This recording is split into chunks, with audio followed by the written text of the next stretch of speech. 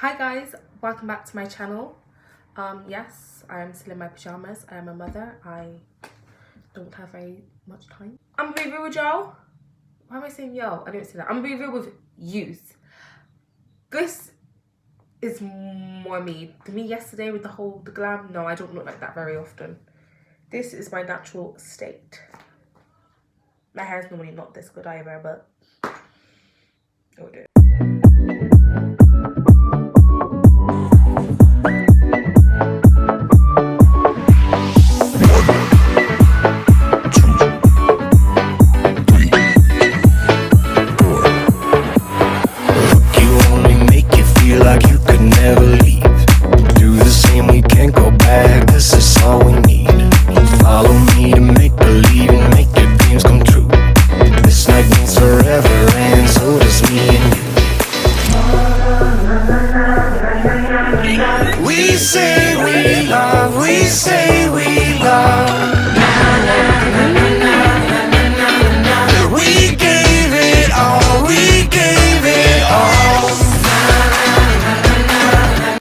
Where I was so nervous to do my video yesterday and I kind of didn't know what I was doing, I didn't have much time to kind of introduce myself or my son.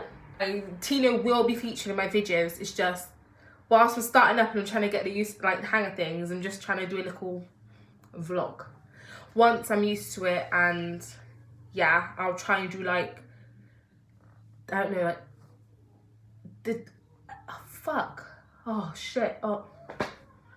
bruh, kind of like a day as a mum, day with Tino, like maybe what Tino's up to, because he is a really funny child. That little boy, he is not normal. I swear to God, that child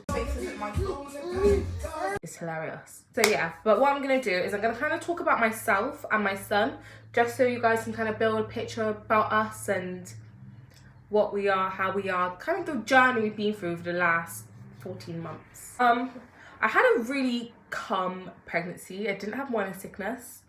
I had swollen feet, but that was literally it. I didn't have pains. Where I had my placenta at the front, I couldn't feel kicks. I couldn't really feel movement. So that's the only thing I kind of wish I got to experience, is feeling the baby move. Like I could feel Tina move, but not that much. Like I couldn't see his print through my belly or anything. Like all that demon looking shit when people are pregnant. No, I didn't have that. But I feel like the one thing I hated about pregnancy was injections. Having my blood taken, having the flu jab, whooping cough. No, it was bad. I remember I was at the doctor's after having my scan, and I didn't know I had to have an injection until I was there. And after they told me I had to have an injection, I'm thinking like, what? What do you mean? What? The whooping cough one. And it must have been in the room now, and honestly, I'm a big puss. So I was bawling. And when I say bawling, I was full on in hysterics, like, I don't want to, like proper crying my fucking eyes out over a fucking needle getting put in my arm. As I was crying on my friend's shoulder, literally the woman done it. And when she done it, I was just like, oh, like, that was it? I was so confused. I was thinking, what? Like, I'm here, big old 18 years old, bawling over a needle getting put in my arm, and the needle didn't even hurt. Do you know how embarrassed I felt? I felt so ashamed. I was thinking, no, this woman's probably thinking, what the fuck is wrong with this bitch? Like, you know what I mean? Like, what is wrong? But yeah, that was my experience with needles. I don't fuck with them. I hate them. They're the worst. And Santino was about 2 days old, literally like 48 hours old, and we'd just been home. Like, we haven't been home very long at all. We was just settling in.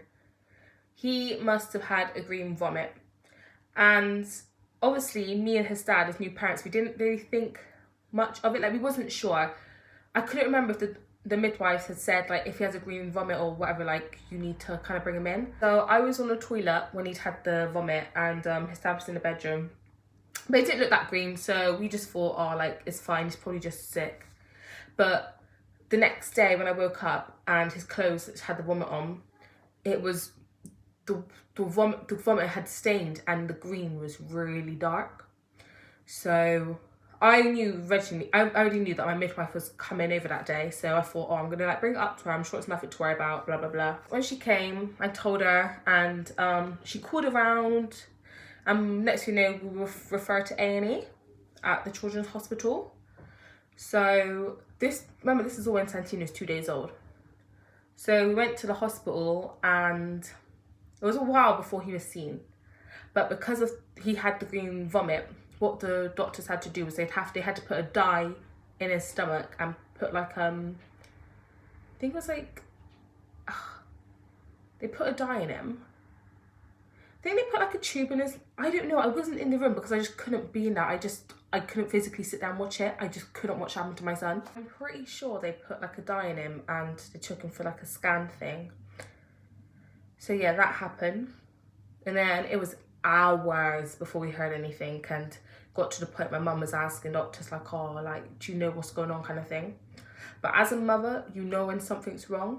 So I kind of already knew that something was wrong. I just felt it in my heart. Finally, the doctors come to us and they said that Santino's bowels were twisted and on the wrong side of his body, and that he'd need an emergency operation. And I felt like my whole world sank. I was so heartbroken. I just remember bursting in tears, walking out and calling my sister. I just didn't know what to do. Like, I felt so, I don't know, I felt like I had this perfect little boy, and it just felt like he was going to take him from me because there's something wrong. And obviously as a mum, you're going to worry, you're going to think the worst things. Like, I know you shouldn't, but I generally did think the worst things. I was thinking like, my son's going to die. This is the treatment thing from when Santino was in hospital, and what they had to do was, well, the name of the procedure was a correction of malformation and intestine. Oh my god, I'm so bad at pronouncing words. I'm so dumb. What they had to do was they had to untwist his bowels and put them on the right side of the body because they were on the wrong side.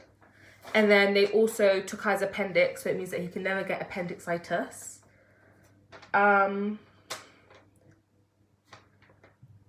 Yeah.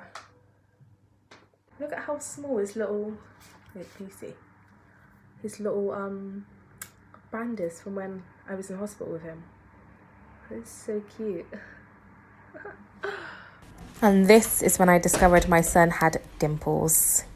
He had the operation. I was at home with my boyfriend, and my mum and my boyfriend's mum stayed at the hospital with Tino. And I think it was about 2 o'clock in the morning, if I can remember. I got a call and my heart dropped. The first thing I was thinking is my son's dead. Like, I don't know why I thought that. I just thought my son's dead.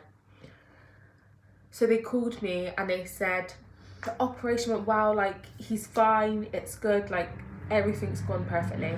And that was the best news I'd ever heard. Like, oh my god, it just made me so happy to know that everything's gone well, my son's okay, he's alive, you know what I mean? Look at how perfect the doctor's done his cut. Santino spent 2 weeks recovering in hospital. At first, I can't remember what ward he was in, but he was in this ward and he was in this massive empty room, and the room literally just had machines, monitors, that was it.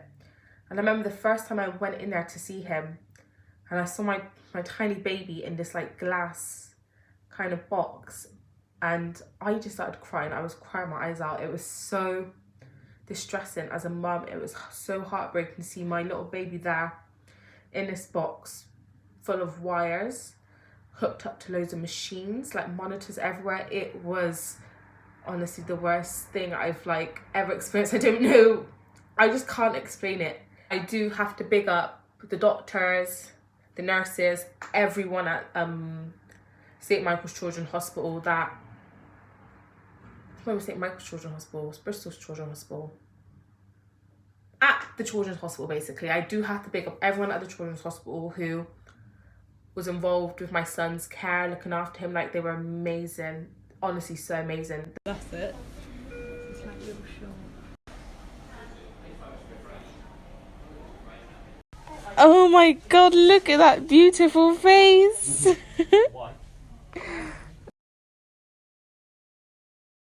The nurses loved Tino. They'd always like hug him and hold him, and they just took really good care of him. And oh yeah, they were the best. Honestly, everyone in NHS, big up yourselves. You're doing amazing. Really do have to like big up my mum, my dad, my sister Crystal, like everyone who stayed with my son when he was in hospital and stayed the nights with him. So big up my man, innit? You the shit, Bybie. Big up my friends.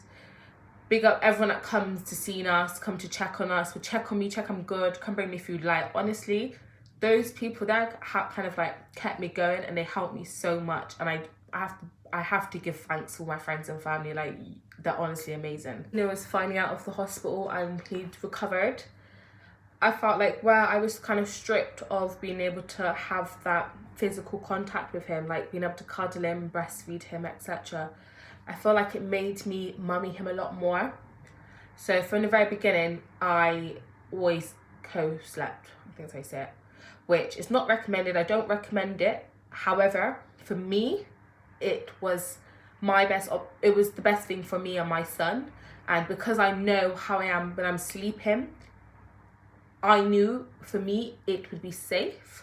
However, it is not always safe, and it's not something I'd recommend to new mums. Get your baby used to sleeping in their cot. Get your baby used to sleeping in their Moses basket. Don't get your baby used to sleeping in bed with you, because I'm not feeling it. My son's gone 1 year old, and literally, he will not sleep in a cot. He would never sleep in a Moses basket when he's a baby. Like, he has to sleep in bed, and it is a problem because when you want space to yourself, a bed to yourself, do you really think a baby's gonna give you a fucking bed to yourself? No. They could be on the other side of the bed, and guess what? They're still gonna find their way to you. I just feel like the whole journey and the first 2 weeks of Tino's life is kind of put us where we are today, because he is a really clingy child.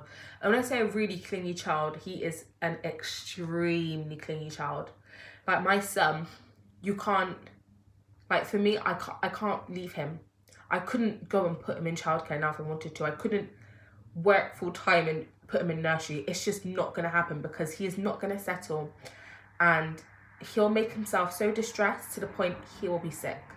Like, it is really that bad. He is such a clingy baby. However clingy he is, I would not change him for the world. He is amazing.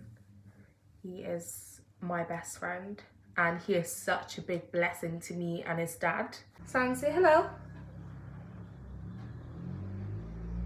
San, say hello. Santino, say hello. Okay then, hello. Oh my god, I forgot to mention, I am with Santino's dad. I have been with Santino's dad. This year is gonna be 6 years. I'm waiting for that ring, motherfucker. Don't feel pressured, babe. I am actually joking. Like, don't worry. Just put me in my Mercedes, that's cool. That's all I need.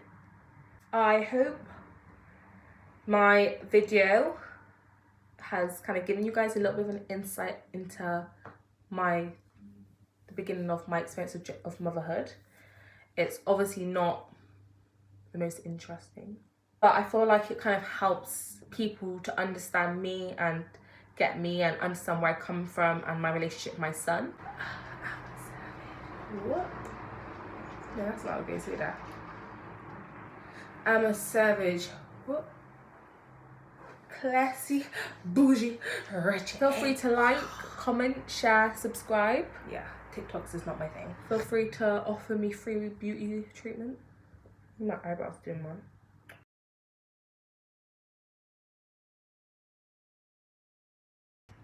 Oh my god, I let my brother do my eyeshadow earlier and now it's stained my eyelid. But anyways, look at my fucking eyebrows. They're so bad. Oh my god, they need doing. I haven't had them done in 2 months. I'm trying to grow them out.